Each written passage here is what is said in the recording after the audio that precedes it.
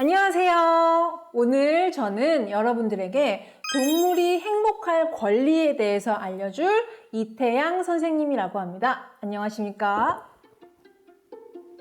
혹시 여러분은 집에 강아지나 고양이 또는 다른 반려동물과 함께 살고 있나요? 그렇다면 알 거예요. 우리 강아지가 배가 고플 때 어떻게 했더라?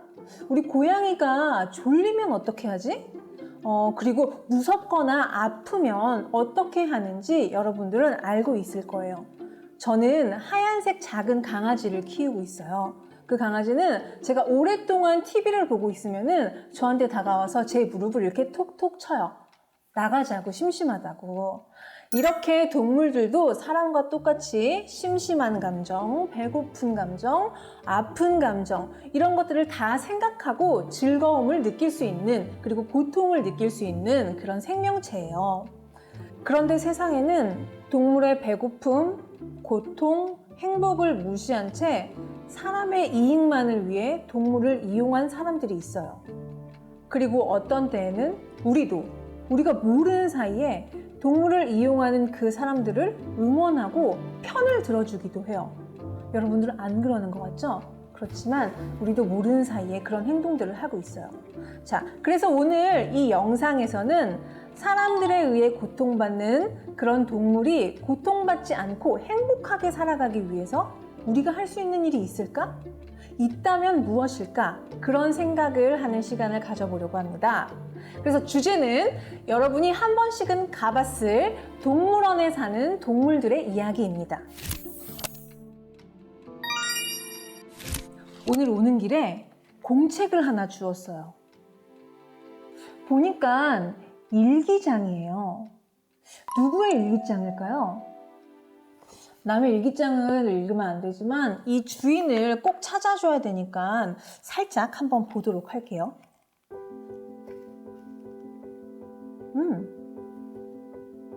일기를 한번 읽어볼까요?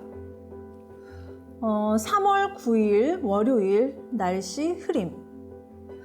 오늘도 많은 사람들이 큰 소리를 내면서 나에게 다가온다. 1년 전 어떤 사람이 나를 잡아서 이곳에 데려온 이후 사람이 가까이 다가오는 것이 무섭다. 그렇지만 이곳은 숨을 것도 없다. 사막에서 뒹굴며 놀던 모래도 없다. 사막에 살았을 때 작은 소리도 잘 들을 수 있어 사냥을 하고 적을 피할 때 그때는 내 큰 귀가 정말 좋았다. 그렇지만 지금은 아니다. 큰 소리를 내고 유리를 두드리는 소리가 너무 시끄러워 머리가 아프다. 내 귀가 싫다. 내일 눈을 뜨면 내가 살던 그 사막이면 정말 좋겠다. 보니까 사막에 사는 사막여우의 일기인 것 같아요. 사막여우는 사람에 의해 동물원에 잡혀왔대요. 과연 누가 사막여우를 잡았을까요? 왜 동물원에 가둬놨을까요? 잠깐 생각해봐요, 우리. 동물원은 동물을 보기 위해 사람이 가는 곳이에요. 그러니까 동물은 사람들을 위해 동물원에 갇혀 있는 거죠. 유리와 철창 안에요. 여기 귀여운 라쿤 영상이 하나 있어요. 한번 볼까요? 왔다 갔다 똑같은 행동을 계속하죠. 원래 라쿤은 넓은 자연에서 살아야 할 동물인데 이렇게 좁은 동물원에 가둬놓으니까 심심한 거예요. 만약에 여러분이 막 밖에서 뛰어놀고 싶은데 1년 내내 평생 동안 작은 방 안에만 갇혀 있다고 생각해 보세요. 그러면 너무너무 힘들 거예요. 사람으로 따지면 이 라쿤은 정신병에 걸려서 이렇게 똑같은 행동을 반복하는 거예요. 자, 이번엔 코끼리를 한번 볼게요. 흙을 밟고 살던 코끼리가 딱딱한 시멘트 바닥에 있으면 병에 걸려요. 딱딱한 바닥의 동물원에 살게 되면 발과 관절에 병이 생겨서 이 병은 코끼리를 죽음에까지 이르게 할 수 있어요. 자, 이번에는 털이 하얀 너무나 예쁜 북극곰을 한번 볼게요. 북극곰의 표정이 왜 이렇게 힘들어 보일까요? 북극곰은 1년 내내 겨울인 북극에 사는 곰이기 때문에 여름이 있는 우리나라에는 살 수 없는 동물이에요. 털로 덮여있는 북극곰들은 따뜻한 계절이면 우리가 여름에 패딩을 입고 있는 것처럼 너무나 더워해요. 게다가 북극곰은 지구에서 가장 넓은 활동 반경을 가진 동물이에요. 그래서 이렇게 작은 동물원의 공간은 북극곰을 더욱 힘들게 하죠. 그런데 저는 동물을 되게 좋아해요. 가끔 동물을 보고 싶고 동물을 만지고 싶기도 할 때도 있어요. 그럼 저 같은 사람들은 어떻게 하면 좋을까요? 동물을 힘들게 하지 않으면서 동물을 볼 수는 없을까요? 동물도 사람처럼 행복할 수 있는 그런 동물원은 없을까요? 그래서 제가 몇 가지 방법을 찾아왔어요. 자, 첫 번째, 우리는 그 동물이 사는 곳에 가서 방해가 되지 않게 동물을 볼 수 있어요. 철새가 보고 싶으면은 철새가 찾아오는 철새 도래지에 가면 되고, 돌고래가 보고 싶으면은 제주도에 가면 돌고래를 볼 수 있어요. 운이 좋으면요. 저도 예전에 제주도에 어떤 해변 카페에 이렇게 앉아 있었는데 저 멀리 바닷가에서 돌고래들이 이렇게 뛰어노는 장면을 본 적이 있어요. 그리고 외국에는 이런 곳도 있대요. 도시처럼 건물이나 큰 길을 짓지 않고 나무와 숲과 강과 풀들, 이런 자연이 보존된 보호구역에 야생동물이 안전하게 살 수 있도록 만든 곳인데, 이 국립공원에 가면 야생의 사슴을 관찰할 수 있대요. 근데 야생의 사슴 말고 라이온 킹에 나오는 그런 동물을 보려면 어떻게 하면 좋을까요? 자, 아프리카에는 세렝게티 국립공원이라는 곳이 있어요.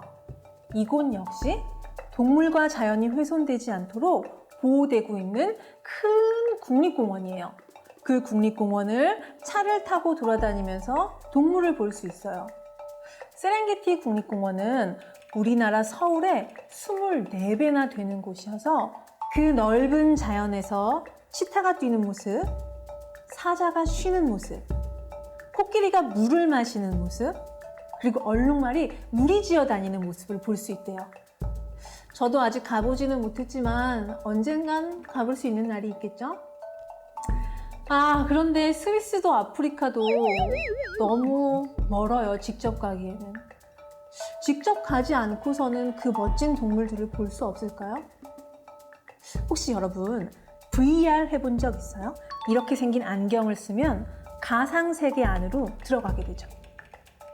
이 VR 안경을 쓰고 움직이는 의자에 앉으면 롤러코스터도 탈 수 있고 우주에 갈 수도 있고 실제로 총싸움을 하는 기분이 들 수도 있어요. 그런 것처럼 이 안경을 이렇게 쓰면 내가 원하면 진짜 세렝게티에 있는 것보다 훨씬 더 가까이 치타를, 사자를, 코끼리를 볼 수 있게 되죠. 유럽이나 다른 나라에 비해 아직 우리나라는 동물이 행복한지 고통받고 살고 있지는 않은지 이런 거에 관심을 갖고 있는 사람들이 많지는 않아요. 그래서 우리나라의 동물들은 동물 행복에 관심 있는 사람이 많은 나라의 동물들보다 덜 행복하죠. 그런데 저와 여러분처럼 동물의 행복에 관심 있는 사람들이 동물의 이야기를 대신 해줄 수도 있어요. 이런 것처럼요. 키가 작아서 높은 곳에 있는 물건을 꺼내지 못하는 그런 동생들을 대신해 우리가 물건을 꺼내주는 것처럼요. 우리가 동물의 행복을 위해 할 수 있는 일이 있어요. 동물이 행복한 아까 이야기한 국립공원이나 VR 동물원, 그런 동물원의 입장권을 사는 거예요. 우리가 할 수 있는 가장 좋은, 우리가 동물을 행복하게 해줄 수 있는 가장 완벽한 방법이에요. 여러분의 선택 한 번이 그런 동물들을 행복하게 해줄 수 있을 거예요. 저는 행복하게 지내고 있어요. 그리고 여러분들도 행복한 하루를 보냈으면 좋겠고요. 우리 동물 친구들도 행복할 수 있는 세상을 함께 만들어 보는 건 어떨까요? 자, 지금까지 동물원에 사는 동물들이 행복할 수 있는 방법에 대해서 같이 이야기해 본 이태양 선생님이었습니다. 자, 그럼 안녕!